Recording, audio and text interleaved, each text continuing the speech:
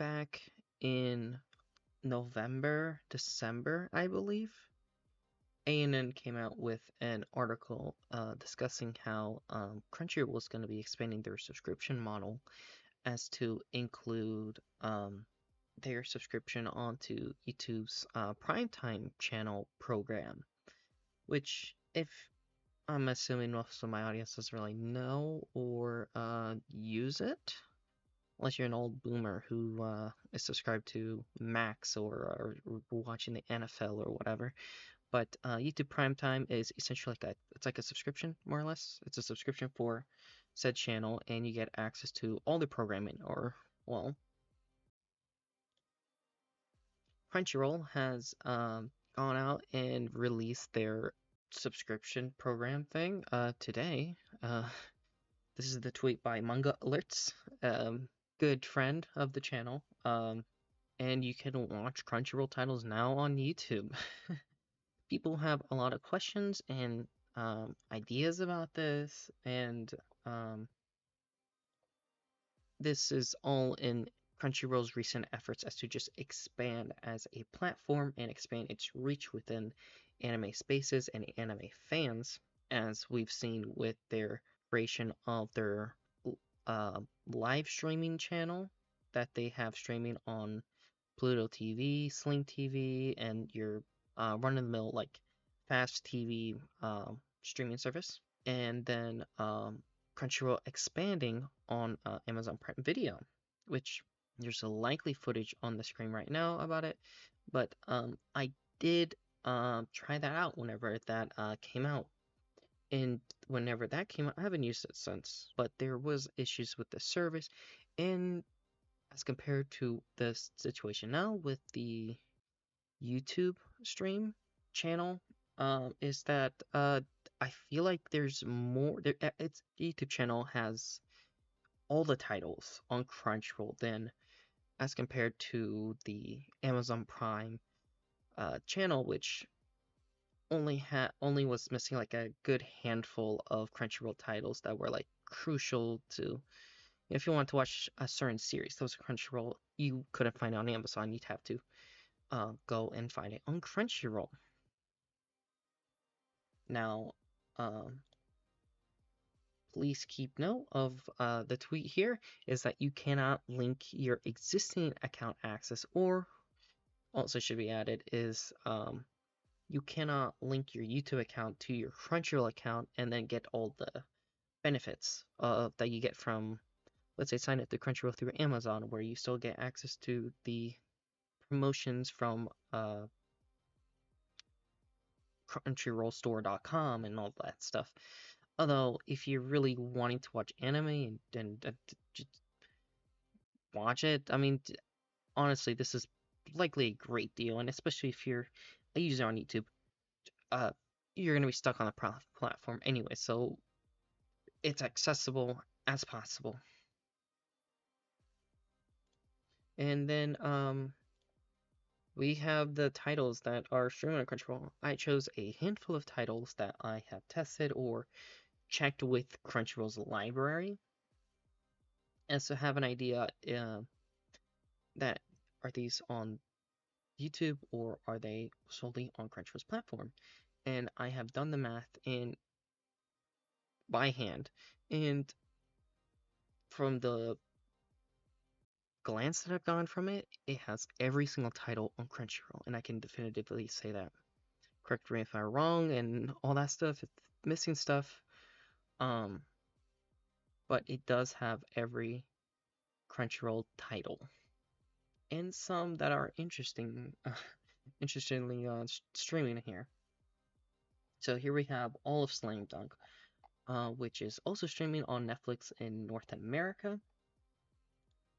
You have Dragon Ball Z, which I have tested out, and as compared to Amazon Prime Video, Amazon Prime Video and the Crunchyroll channel uses the same stream for the subtitle, although for Amazon Prime uses the Japanese Dragon Box footage that they use for their own streaming in Japan. I've tested this back when Crunchyroll released their thing, and it even has like next episode previews, but they're not even translated and stuff. Um, here's Dragon Ball Z. Um, Obviously, no copyright, no infringement. This is all for journalistic purposes and things like that, and just for illustration. Um, but if we take it here, you have the Crunchyroll logo coming up here, and then you come to the title screen, and then come to the end of the episode. And this is the great thing about Crunchyroll's streaming service is that you get recommendations, and YouTube puts you in their algorithm to keep on watching more titles and TV, which uh, I like and enjoy. But all I'm missing here are essentially next episode previews, and this is like the definitive. I want to say the definitive way to watch Dragon Ball um, Z on this platform. Like, look of how it looks. Look how the series. I watched the Japanese version on Crunchyroll itself, and I can, by my naked eye, this looks better than it does on Crunchyroll because from what I can gather and my assumptions of it and the information that I know is that Crunchyroll's version that is the subtitle version that is streaming on Crunchyroll is a web download. Um, and I've mentioned this before that it's likely some daisuki, like web download that's streaming and stuff like that that's on the platform. Although it's great to see Dragon Ball Z on YouTube, and it's like the definitive way to watch Dragon Ball Z legally in North America and everything. Um, you also have Robotech and Macross, with the recent Macross situation and it being streaming on Disney Plus. If you want to get into Macross, watch the Robotech adaptation of SDF and hop into Macross 2. That's a bit controversial. You even have Fully Cooley as a part of the subscription here. It has both progressive and alternative, which are not streaming on HBO Max. It's not. It doesn't even show it for me. Which the English stuff for these are only on Adult Swim's website. Although it's great to see that these shows are getting more legal streams than just Adult Swim. This has been on YouTube, on Crunchyroll's platform for a long time, subtitled, but it's just great to see this version of Fully Cooley have general access. We also have here, you also have Beast Lion Go Lion, which is just Voltron. You get the subtitled version, and even has the subtitles and baked into the video, stuff like that. I am assuming this is the exact same version that they have on Crunchyroll. And then you can watch the currently airing Dragon Ball Daima on here, which is to be assumed, and I think it's the big promotional series for Crunchyroll right now. And you can watch this on Netflix, Hulu, Disney Plus, obviously Crunchyroll itself. If I were to just take some like brief like glances and stuff like that, you have the Crunchyroll logo drop intro thing here, and then you go into the episode, you watch through it, and you have a fun time with Daima. And it defaults to 480p for me, but you can watch it as 1080p, and it's high quality from what I can gather, and everything of that sort. So, although what is very curious that I have found here is 2.5 dimensional seduction, which is a title that is streaming currently on High Dive, and I believe it's an exclusive over there, although it does have international streaming by Crunchyroll or something like that, other places in the world, but I don't know, this is a goof on Crunchyroll's part, and there's many other goofs, like certain For example, I tried out Zom 100, which other people have mentioned on Twitter on the Anime Alerts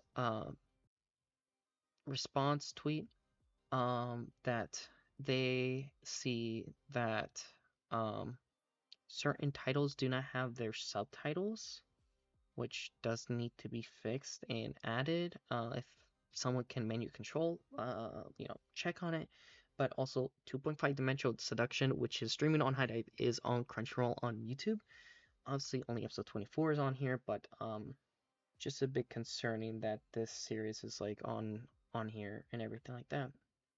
Okay, so the languages that the series is only available in, if you even choose to watch it, and I hope by the time that this is out, this is fixed and figured out, is only German. So if you know German, you can watch 2.5 Dimensional Seduction on YouTube if you sign up to Crunchyroll. Um, although I do have to respect Crunchyroll's ventures in attempting to gather this audience and expand their reach with anime fans around the world. I wish them the best, and especially as an individual who predominantly uses YouTube and enjoys YouTube as a platform and as the preferred like mode of streaming things, outside of platforms like Netflix, Hulu, and Disney Plus, and even using Crunchyroll as a service itself. Crunchyroll has their own issues, I will say, but giving people more options and where they can watch the shows and also sign up to your platform, is really great to see. And also just leaving it at the $8 subscription, which I wouldn't be surprised in the next coming year or few years that subscription prices will go up if this gets popular. Although I think this is a positive move. Some people are afraid and they do feel betrayed by this thing, especially not allowing people to link their accounts. So if that can be figured out, that'd be great for those folks. But the issues of titles like 2.5 Dimensional being available and also Zom 100 um, not having subtitles and some titles just like not having dub or sub versions for Dragon Ball Z as an example. Although I cannot imagine because the version that's streaming here is the subtitled version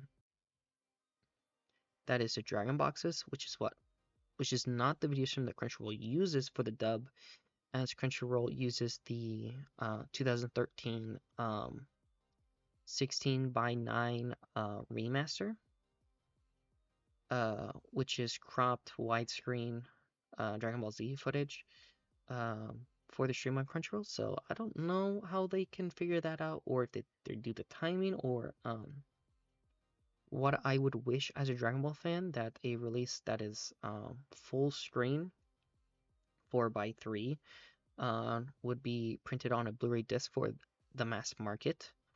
But besides all those issues, I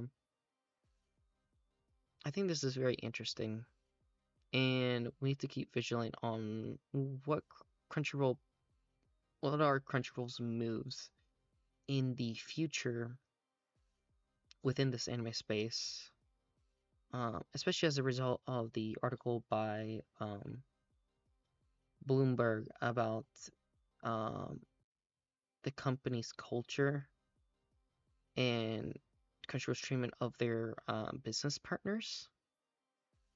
And as competition rises up with Disney Plus and Netflix, as Disney now has all of Macross, and Netflix is streaming titles like Dan Dan Dan and Dragon Ball Daima. So it's Disney Plus, but it's mainly like the big focus is on Netflix having those titles and doing the simul streams. I wonder what's going to happen with Gundam G-Quarks, since it's being distributed by G-Kids in North America theatrically by them. I hope that they also pick up the distribution rights to that series. as they did with Dandadan in the most recent My Hero Academia film, as more competition means a more healthier anime market, in my opinion.